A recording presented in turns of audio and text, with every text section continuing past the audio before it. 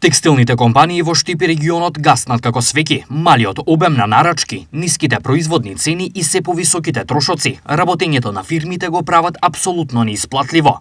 Текстилната индустрија ја изгуби својата конкурентска способност што имаше порано. Со растот на цените, особено на платите, ние станавме многу поскапи за разлика од далечниот исток.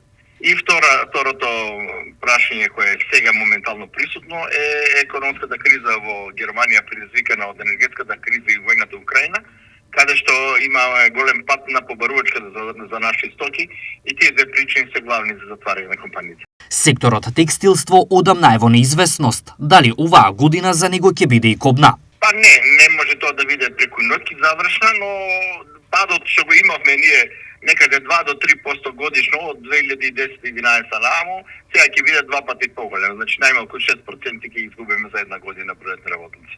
Земјотресот кој текстилството го бираше како индустријска гранка, има и исклучоци кои веројатно ќе живеат уште.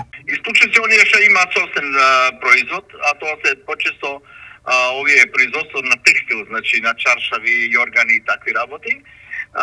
И производството на работна облека и оние што произведуваат за војска, за полиција, додека модните производи, модните артикли ќе имаат поголем пат.